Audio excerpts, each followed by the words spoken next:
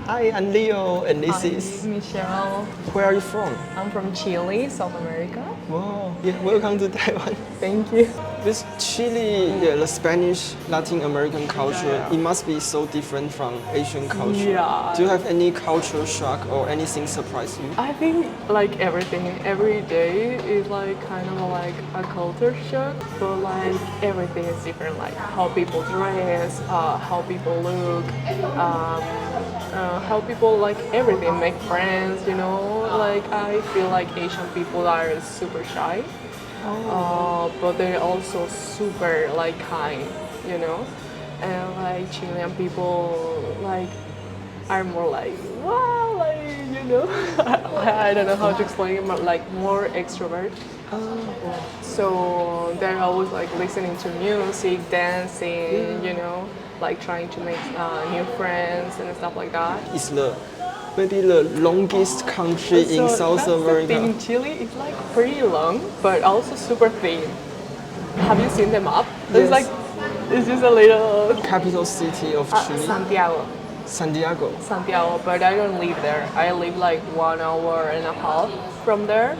My city is called Viña del Mar, and it's kind of nice because it's not a big city. It's not as big as Santiago, so I like it more. Like less people, less traffic, less everything. So Santiago is like you have everything to do, so it's kind of nice to do some shopping or just like you can see many different styles and stuff like that. So is coffee also very famous from Chile? I feel like at least my family they like more tea, to drink tea. But we also have like Starbucks and stuff like that, so people like that kind of stuff, but it's also like a little bit expensive. So I feel like here in Taiwan they have like bubble tea, milk tea and stuff like that. Like in every corner you can find a bubble tea shop. How did you learn English? Because your English sounds like a native speaker. No, I'm actually kind of shy now. So I'm mixing some words. It was more like listening music, like reading books, watching videos and stuff like that, movies. How many languages have you learned before? Okay, so I only can speak English and Spanish, but I'm learning right now Japanese. And I know, like I'm in Taiwan, I should be learning Chinese, but it's still difficult. It's still difficult for me. But like my roommate, and she is Japanese, and she doesn't speak English. Since I was little, I watch anime. Okay, so like I was like, oh my god, like I can understand her like very well. So she started like teaching me some words and stuff like that. For the moment, I only been to Taiwan, Japan, and Korea. So Korea, yeah. So after travel to, you say Taiwan, Japan, and Korea, do you find any difference? Okay. So, like for me, Taiwanese people are like the most nicest people in the world. Like that I have met, really, really.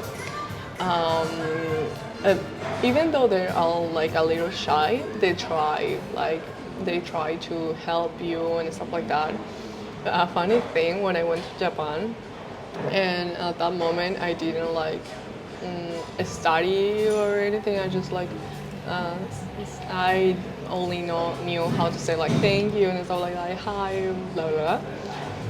And when I wanted to ask someone for help or anything, they always reply to me in Japanese, even though I speak to them in English.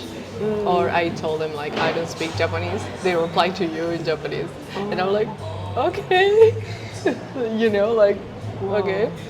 But here in Taiwan, I think like they use like Google Translator if they don't know how to help you, or like I don't know. In Japan and in Korea, I think like they have this strong mentality for fashion, you know, like Japanese people. They spend a lot of money in like designer clothes and stuff like that. Like they want to dress like really well, And Japan, I feel like they have just like one style, like everyone follows that style, so everyone looks kind of the same, you know? Yeah. Like everyone looks nice and like perfect hair, you know, perfect makeup, stuff like that. But in Japan, you have like more styles, so that's kind of like cool. Like you are in the MRT and you can see like different kind of people. And here I feel like people don't care about like style that much. But I also feel like it's a good thing because I feel like I've talked with Korean people because I have like Korean friends, Japanese friends and stuff like that. And they also have like this big pressure on how they look.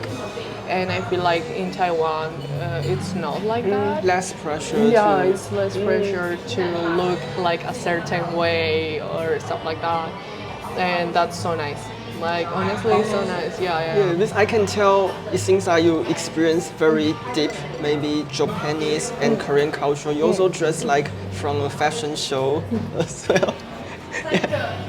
What makes you like Asian culture so much? Because what inspired you besides maybe anime?